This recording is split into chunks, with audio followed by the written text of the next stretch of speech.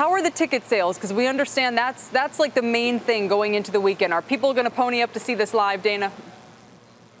Yeah, we're over $65 million in ticket sales, so it's doing well.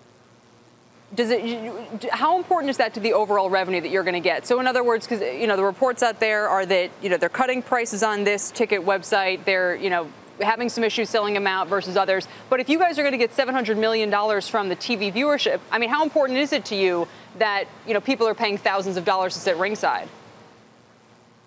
It's all important at the end of the day. It's the fighters. Fighters are going in there and putting on this fight, and they get a piece of this. So it's all important. But I think early on, a lot of people were focusing on the tickets, and is that an indicator of how well the fight will do? I mean, it's over $65 million, and there's still a couple days to go. This thing will do over $70 million in ticket sales. So I think we're doing all right as far as the gate goes. Yeah, and of course we mentioned the pay-per-view sales so far, which look like they're tracking pretty close to perhaps a record. I wonder if longer term it might concern you if, in fact, the odds makers are right and the betting markets are right, that this looks like a lopsided match, that it's really just novelty value that people are paying for right now. Longer term, do you think this is something that can be sustained when you have fighters from these different disciplines going up against each other? Well, no. This was obviously two of the right guys in the right place at the right time. But, it doesn't matter what fight happens. You never know how a fight is going to turn out. If a fight is going to be a one-time, Conor McGregor fought Jose Aldo, who was the only 145-pound champion in the UFC, and he knocked him out in 13 seconds. So you never know how good a fight will or won't be. It's part of the excitement of it. And so I understand Dana's had to do some special, not you, Dana, that Conor's had to do some special training for this because his typical fights last less than 9 minutes or something in a boxing match with Mayweather, and it could go far longer than that. How is he getting ready for Saturday night? Yeah, no, he's prepared. He's been training hard for this fight. He's brought in a lot of the right people. He's got ready. He's ready. He's ready. And I was with him yesterday.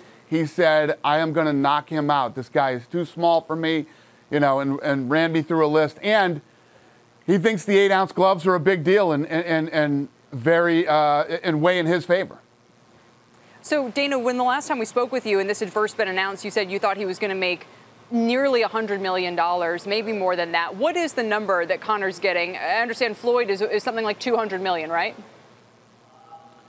Yeah, well, these guys are very close. They cut the deal on their side, and we cut the deal on our side. Both guys are going to make a lot of money. It's like you said a minute ago. The thing is tracking. This is the most distributed fight ever in combat sports history. Over 200 countries will get this fight.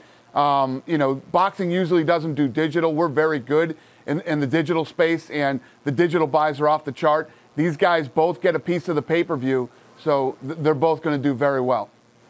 125, 150? I mean, what is the number for Conor McGregor? Because my hypothesis or my theory is he should take this money, never fight again, go off into the sunset, save his brain from any further damage. Don't you think?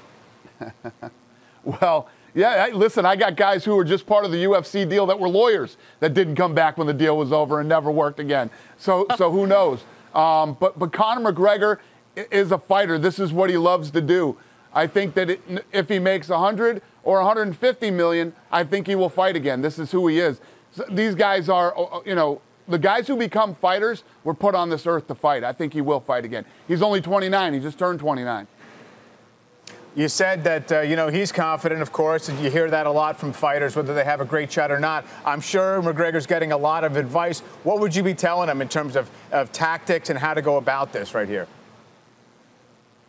Well, he's the younger, bigger, stronger guy. I think that he needs to move forward. He needs to rough Floyd Mayweather up. Floyd Mayweather's going to be standing on 41-year-old legs. So Conor needs to rough him up, get in his face, put pressure on him.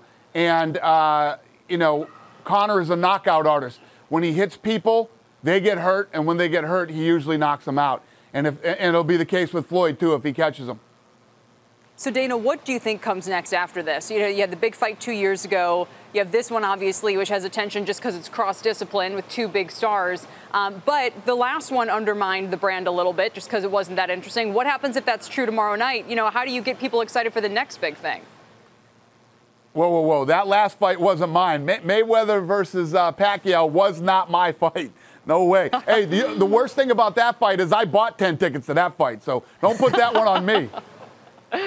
Well, you know what I'm saying then. I mean, so someone like me who doesn't, you know, let's be honest, I don't really know that much better, but I just think, okay, I watched the last one, it was a dud. I'll probably watch some of it Saturday night. Right. It better not be a dud. That's what I'm saying. It better not be a dud.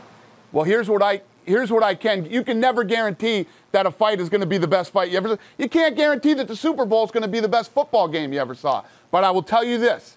Conor McGregor has never been in a boring fight. Conor McGregor will move forward. He will press the action. It's almost impossible for this guy to be in a boring fight. He never has been. All right, and I mentioned I might see a little bit of this fight, but I got to be honest, it's hard for me to watch it in general. I watched that one, what was it, just a month or two ago? My brother's really into this, and so, you know, it's brutal. These guys, they're destroying each other. We talk about how bad football is. I mean, do you think this is going to be a lasting sport, Dana? I mean, can you really build a long-term franchise out of this, especially if these guys start to have more health problems?